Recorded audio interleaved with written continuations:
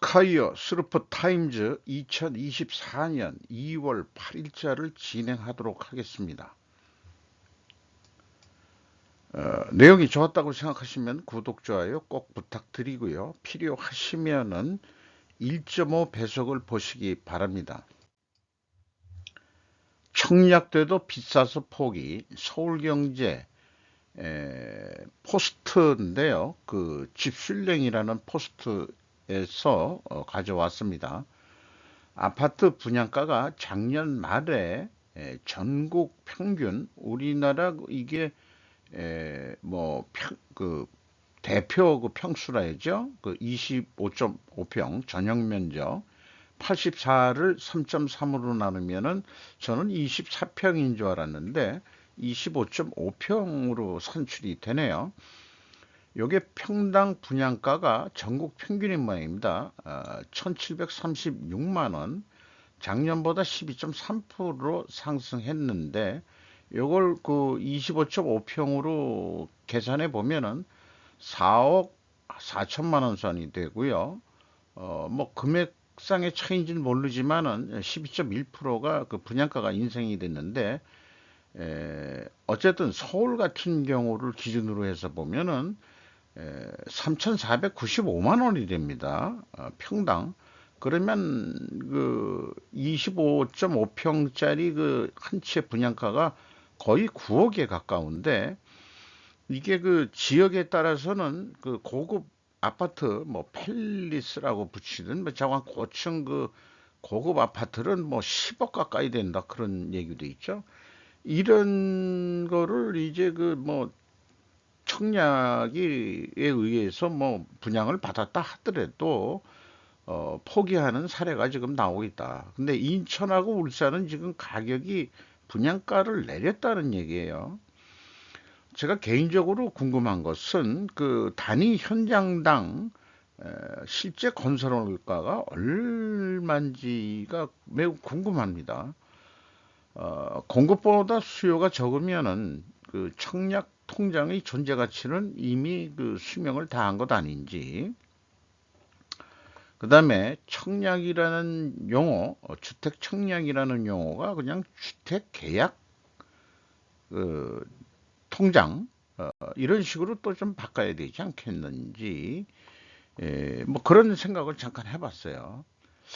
뭐 이런 상황에서 그 마침내 한국 거품이 꺼지기 시작한 4월 총선까지는 일하고 필사적으로 요구하는 윤석열 정권이라고 데일리 신조라는 데서 스즈키 다카시라는 사람이 에, 글을 기고한 내용인데요. 전반적으로 읽어보면은 약간 이게 왼쪽으로 이렇게 한 그 경향이 있는 그런 내용의 한국에 대해서 상당히 그 비판적인 그런 냄새가 좀 푹푹 나는 글이긴 합니다만은 파편적인 어떤 그 단편적인 그 정보들을 다 일목요연하게 잘 정리한 것만큼은 사실입니다.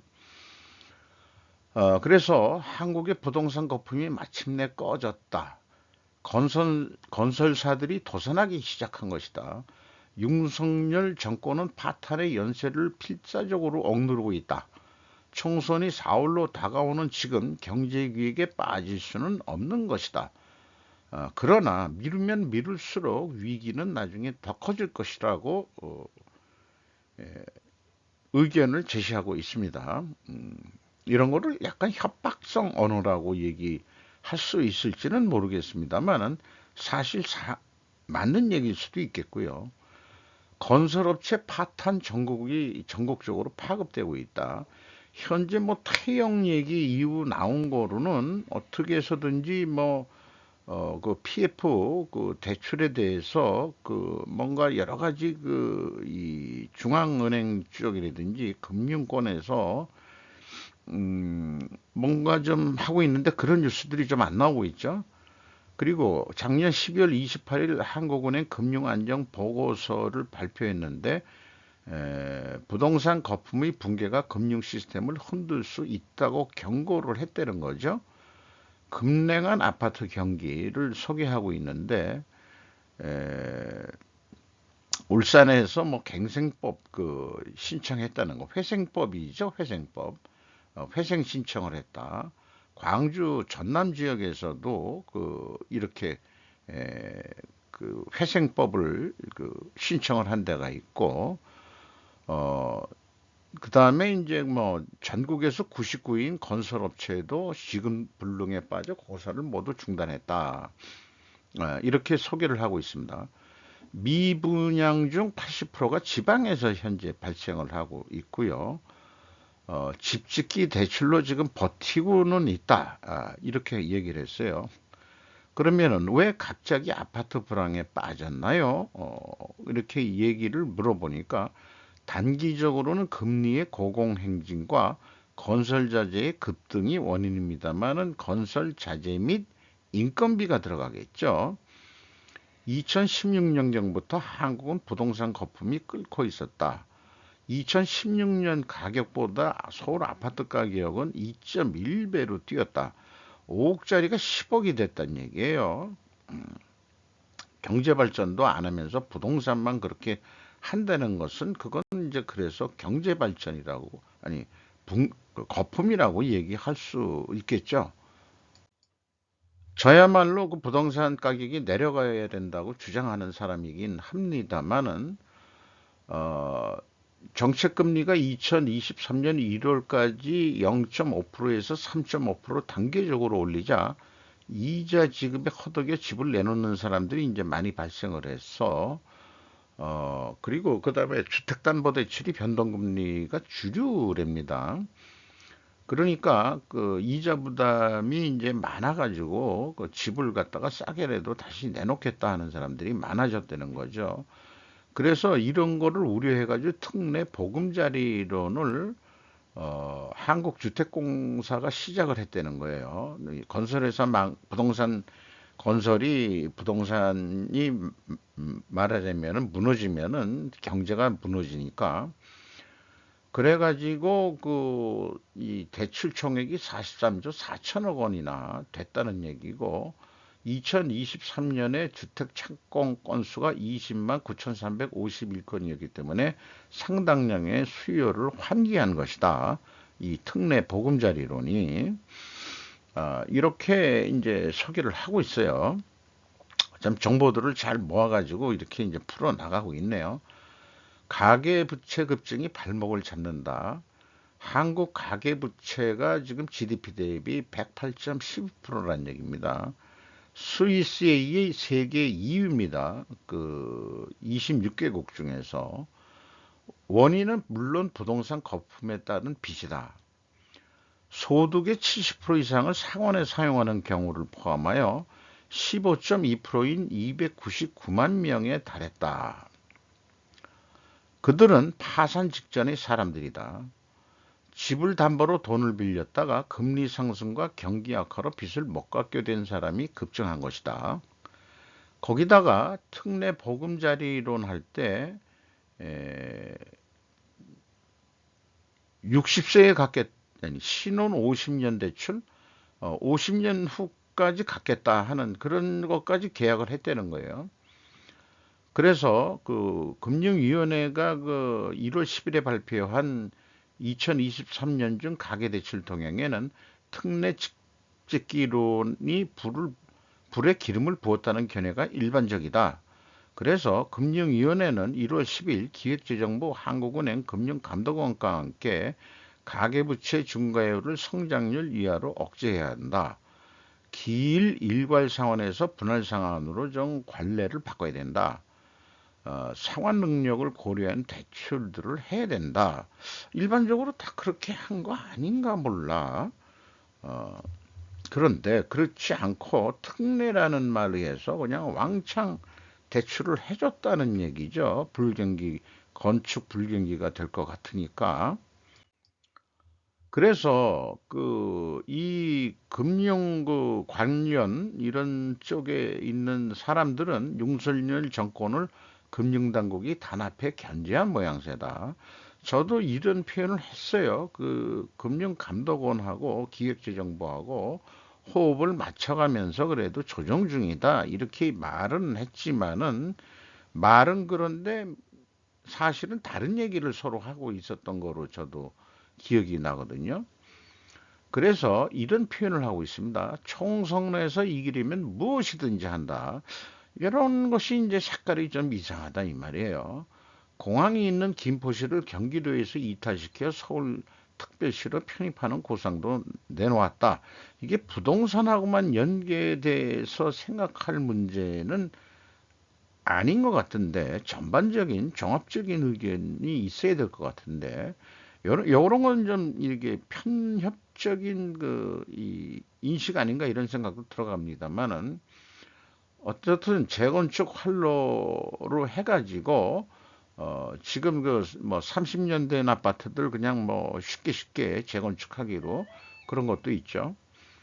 거품 가격 붕괴 후 되돌아간다. 예, 이런 표현으로 해가지고 본질적으로 생산 연령 인구가 2019년에 정점을 찍은 것이 원인이다.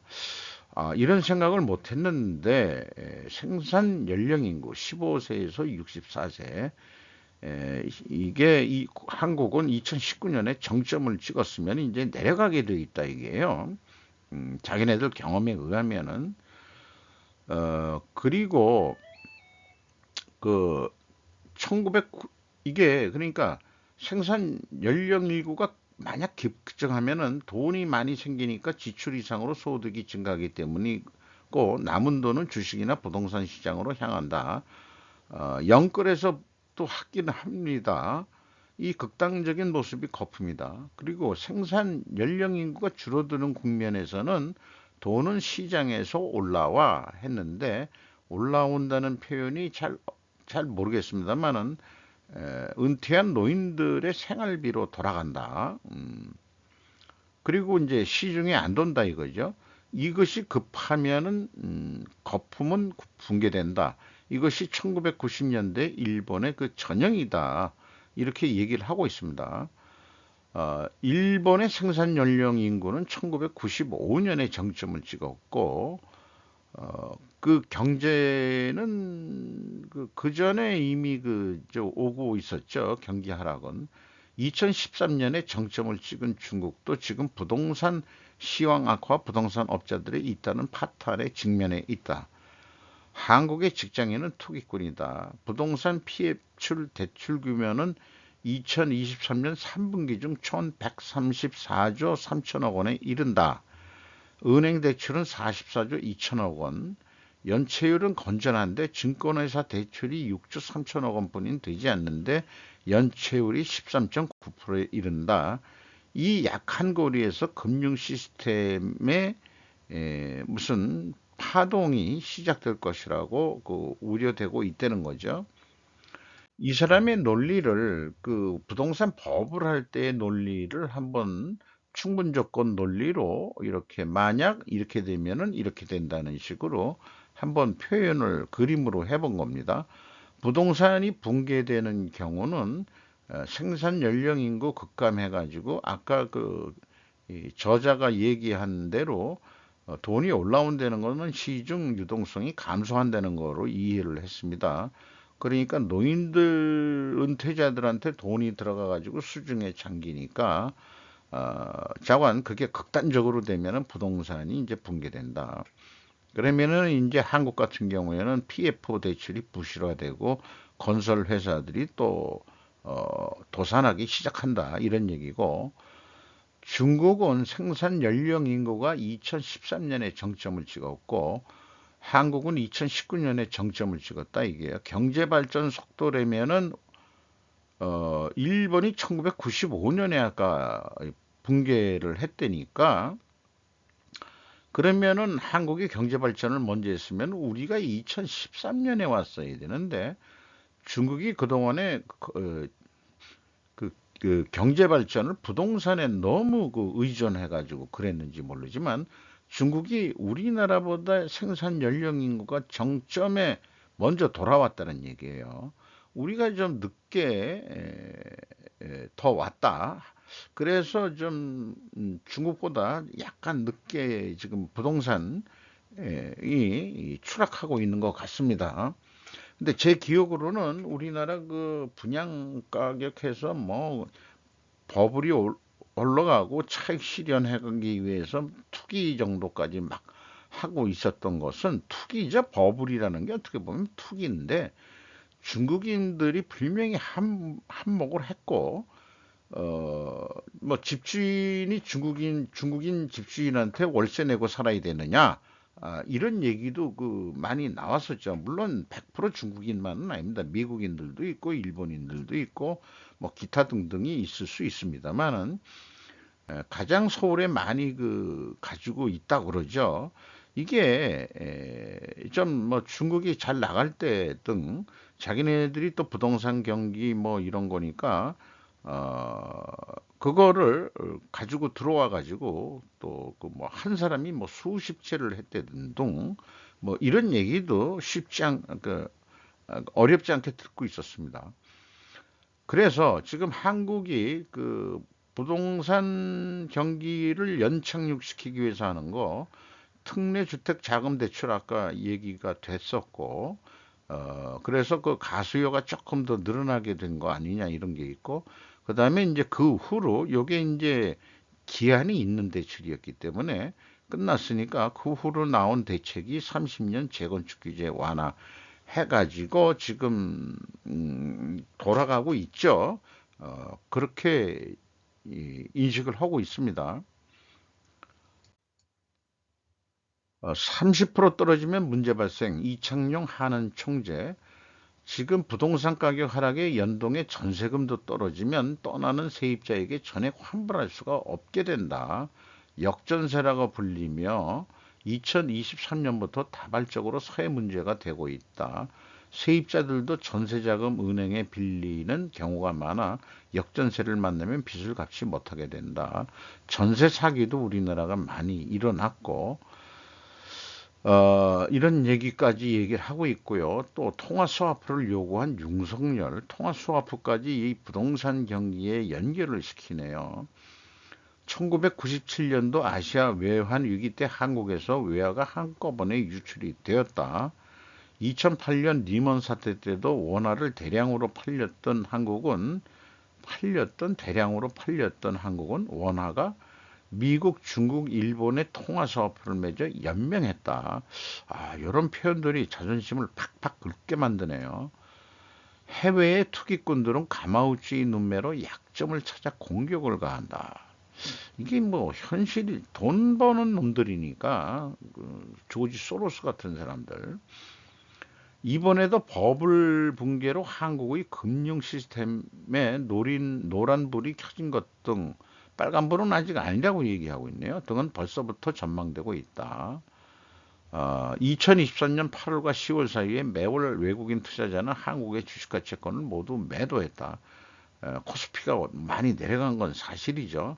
뭐 조금 다시 외국인이 샀다, 팔았다 하는 것도 다 작전에 걸려서 개미들의 돈이 짝짝 그들 손에 빨려 들어간다는 표현도 할 수 있을지 모르겠습니다. 이 차원의 저출산이 또 있어요. 배경으로 금융 외환 위기에 빠져들고 있다. 저출산도 이제 거기에 원인이 들어갈. 그렇게 얘기를 해서 이 사람이 스즈키 다카붐이라는 사람이 한국 관찰자라고 되어 있는데 1954년 나이가 저하고 같네요. 아이치현 출생, 와세다 대학 정치경제학부 졸업, 니온 게이자 신문사에서 서울 홍콩 특파원 주로 이 홍콩과 한국 특파원을 많이 해가지고 한국에 대해서 그렇게 잘 아는 모양이군요. 경제 해설 부장 등을 역임하고 뭐 또 기타 등등 뭐 여러를 소개를 하고 있는데 한국에 대해서 잘 안다. 그런데 소개한 것 중에서는 다른 언론 매체에도 소개한 거가 있긴 있습니다만은 한겨레에 보낸 기고 한국의 부동산 PF 부실 채권화 가계 채무로 전가해서는 안 됩니다. 이런 거는 적절한 지적일 수 있어요. 부동산 PF를 받는 것은 건설 회사들이니까 어, 그래서 그거를 가계부 채무로 전가해야 한다는 게 그 특례 보금자리론 이런 거에서 가수요 일으켜 가지고 뭐 건설회사들 살리다가 나중에 지금 현재 금리가 높으니까는 이자 못 갚고 뭐 이 가게 파탄 나고 이렇게 되고 하면 더 문제일 수도 있고 그러는 거니까.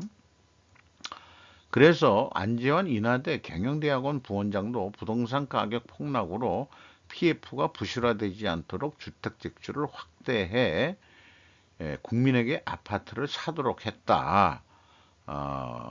국민을 위한 게 아니고 그 부동산 업자들을 위해서 한 거 아니냐. 그 결과 가계 채무가 늘어나 국가 경제에 새로운 리스크를 입혔다고 윤석열 정권을 비난했습니다.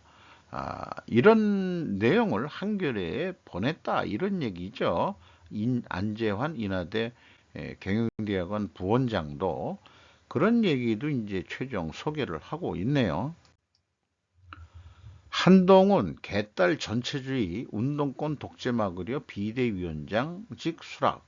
박지원 김남영 기자가 세계일보에서 보도했는데 한 비대위원장이 관훈 클럽 토론회에서 의원 감축, 세비 축소 반드시 관철하겠다. 이거 제가 개인적으로도 원하는 거고 언더독 국힘 결국은 승리할 것. 당정관계 수평수직 단정 어려워. 헌법 법률 절차 따라 할 일 할 것. 총선 이후 인생은 그때 가서 생각. 이게 헌법 법률 절차 따라 하는 거는 법치주의 하겠다. 뭐 이런 거로 그냥 이해하면 되겠네요. 이런 것이고 통일에 대한 거를 어, 뭐 우리가 북한을 통일한다 그런 거보다도 북한이 붕괴한다면은 그걸 남의 러시아나 중국이 먹게 할 수는 없는 거 아니냐. 그러니까 우리가 가져와야 할 것 아니냐는 식으로 판단을 했다 이거죠. 우리가 북침을 해가지고 통일하고 뭐 그런 게 아니고 북한은 그 자연적으로 붕괴할 것 같다는 관점을 가지고 있는 것 같습니다. 핵무장에 관해서는 공식적으로 언급할 단계는 아니지만은 득보다 실이 더 클 수 있는 문제라는 견해를 밝혔습니다. 하원은 176억 달러의 이스라엘 원조를 제공할 법안을 부결. 그 이유는 해가지고 뭐 이렇게 그 간단하게 그 소개가 나왔는데 이게 그 이스라엘이나 그 우크라이나 지원법하고 국병법하고 패키지로 해서 껴붙여 가지고 뭉뚱그려서 하려던 게 이제 너무 구체적이지 못해서 하원은 지금 그 공화당이 잡고 있으니까 부결이 됐다는 얘기예요. 어, 참 이런 문제 때문에 이게 문제다 이런 얘기예요. 그래서 이 국경법을 이민법이라고도 부르기도 하고 지금 그러고 있는데 석한 후지에서 내전 위험, 불법 이민 문제, 바이든 행정부의 어처구니 없는 정책이 분단 2차 남북 전쟁의 불씨로 만든다. 자, 그러면은 남쪽에서는 그 불법 이민들을 막으려고 하고 북쪽의 뉴욕시 같은 데는 뭐 그 옹호를 하고 뭐 이렇게 되다 보니까 물론 남북적 연행에서는 북군이 이겼죠. 이 저기 공업지대다 보니까 남쪽은 뭐 농산물을 해가지고 근데 지금은 세상이 바뀌어가지고 텍사스도 공업지역이고 그 방위군이 미국 내에서 주방위군이 더 제일 많다는데요. 근데 이제 이 국경 문제, 그 불법 이민 문제, 이민이라고 얘기하면 안 된다는 거예요.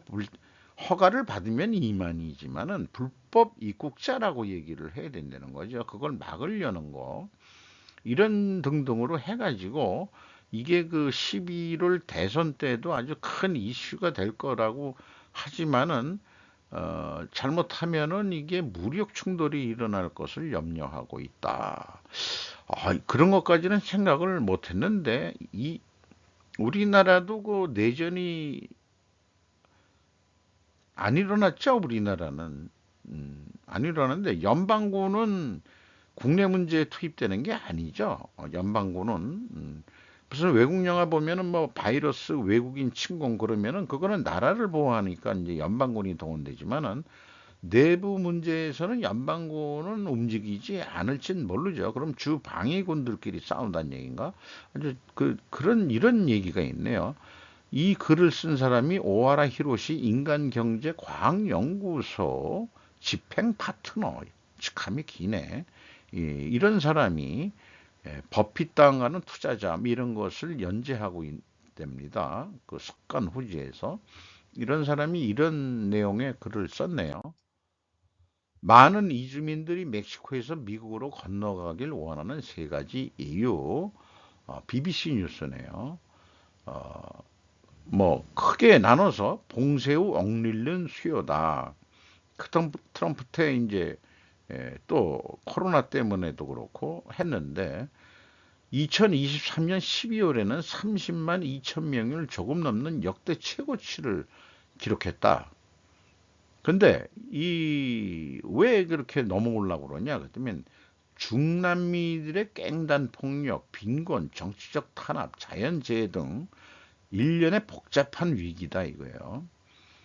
이주자들은 이제 서아프리카, 인도, 중동 등과 같은 데서도 오고 최근에는 가장 큰 증가는 중국에서 지금 오고 있다는 얘기예요. 그러면 중국이 세계 2위의 경제대국인데 그러면은 그런 불법 침입자들을 없게 하는 그 정도 잘 살아야 되는데 이거는 상대적으로 여기에 그 복잡한 위기에는 자연재해, 정치적 탄압, 그다음에 뭐 빈곤, 중국이 그런 문제가 있다는 게 이제 그 증명이 되는 거 아닌가 생각이 됩니다. 지난해 미국과 멕시코 국경에 억류된 중국인은 3만 7천 명으로 2년 전에 약 50배에 달한다. 이거 대단한 거네요. 글로벌 마이그레이션 추세, 그 망명인 모양이죠. 네. 이 사람 이게 많이 늘어나고 있었고, 베네수엘라, 니카라과, 쿠바 이런 데서 2배를 증가했다. 그리고 미국은 현재 인도주의적 이주 수준에서는 독일에 의해 2번째라고 소개를 하고 있습니다. 트럼프에서 바이든으로 트럼프 대통령의 핵심 메시지는 결코 현실화되지 않더라도 국경 장벽 건설과 추방 확대였다.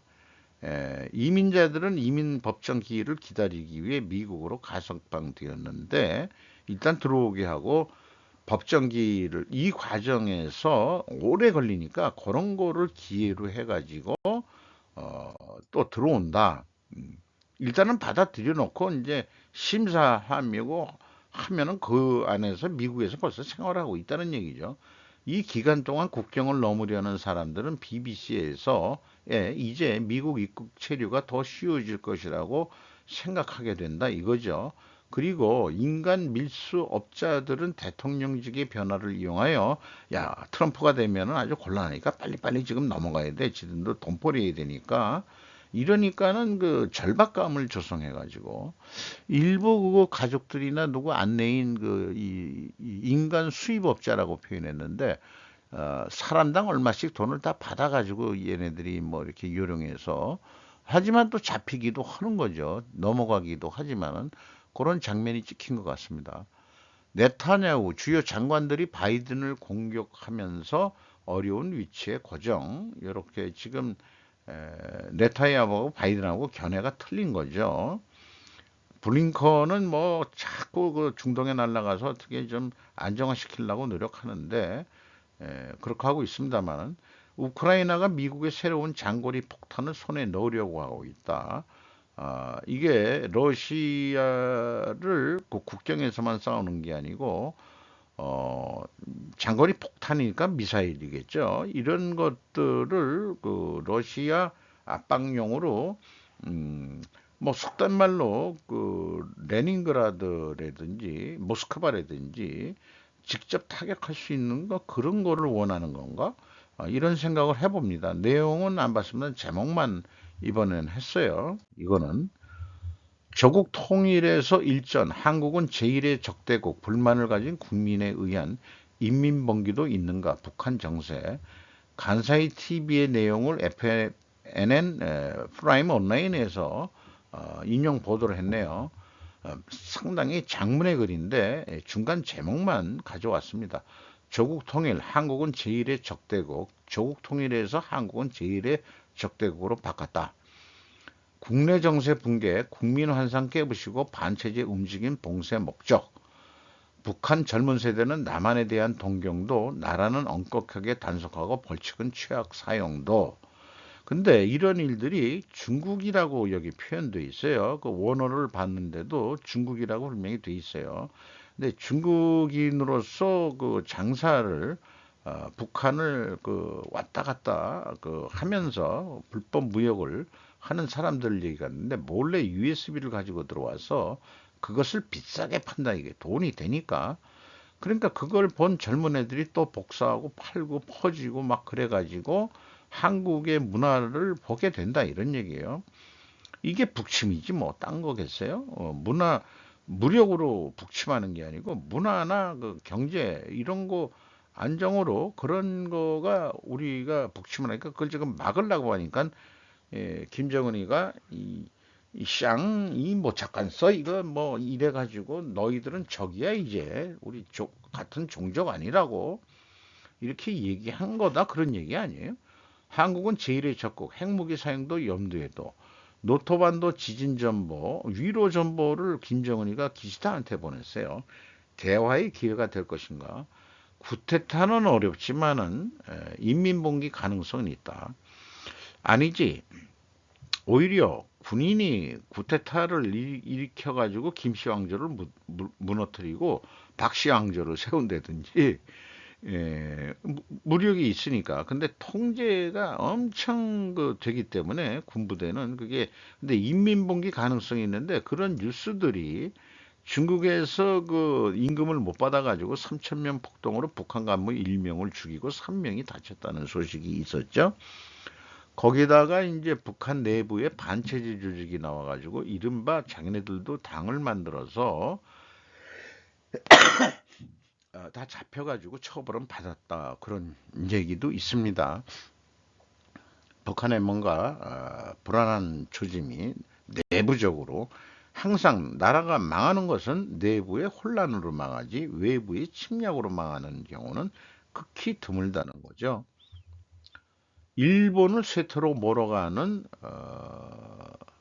이걸 뭐라고 그 중도라고 발음이 돼가지고 원어를 찾아봤더니 이렇게 돼 있거든요. 근데 낙가 뭐라고 돼 있는데 잊어버렸어요. 어, 우리 젊었을 때 낙가마 그랬는데 중간에 뭐 껴가지고 이렇게 이득을 취득하는 이런 건데 이거는 이 고정비 성격의 사무분 유지비 이런 거를 언급을 하는 모양이에요. 효율화하면은 현장의 수입도 올릴 수 있어 인력 부족 해소에도 도움이 된다. 아즈미 히코라고 재미 작가라는데 악기 히코면은 여자분인가? 나건 잘 모르겠습니다. 중빼기라고도 해석이 되는 모양이에요. 중간에서 빼먹기 이런 얘기 아니에요. 그런데 이런 것은 구조적인 것은 그 운송업이나 건설업 현장에 두드러지는데 에, 운전기사가 먹는 거는 중간에 그 다단계 그 중간업자들 때문에 실제 그 운전기사가 먹는 돈이 없다. 공사 노인 임금도 그렇고 이런 얘기를 하고 있는 거죠. 그거를 그 일본 경제는 중도 경제라고 해도 좋을 것 같다. 그런 게 너무 많다. 또 사무부인 유지비라는 고정비도 이제 그 문제가 있다. 이런 식으로 쭉 얘기를 하고 있어요. 그거를 뭐 중간 경제 뭐 이런 식으로 얘기를 하고 있는데 최근에는 그 현장의 인재 부족, 뭐 사무직은 많고 현장직은 적다 이런 얘기도 되는 것 같아요.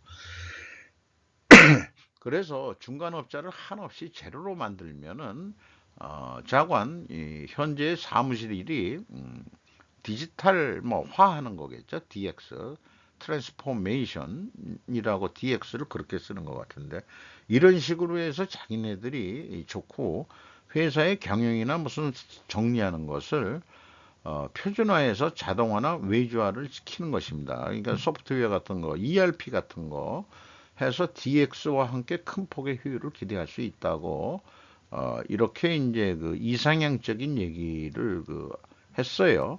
사회 어떻게 유도할까?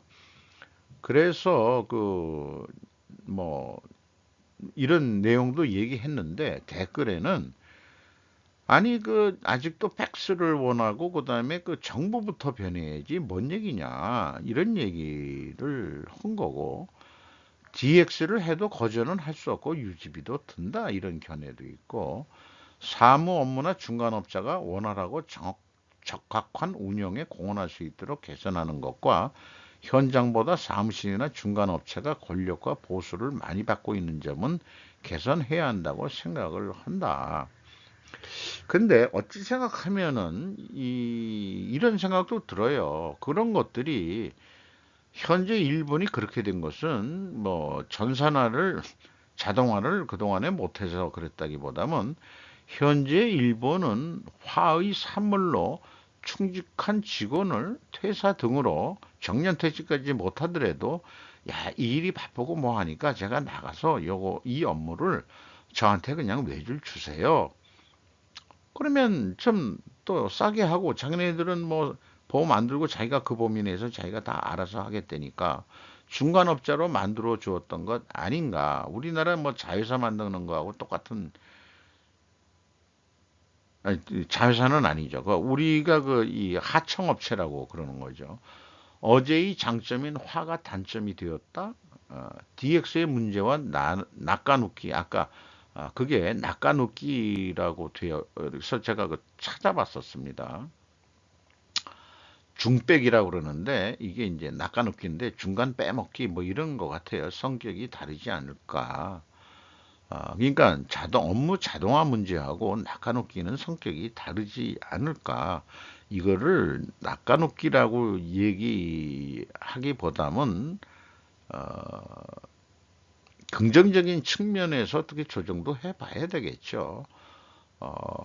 뭐 생각해 볼 게 많은 그런 얘기인 것 같습니다. 이상 마치도록 하겠습니다. 요 다음 사항들은 항상 하는 거니까요.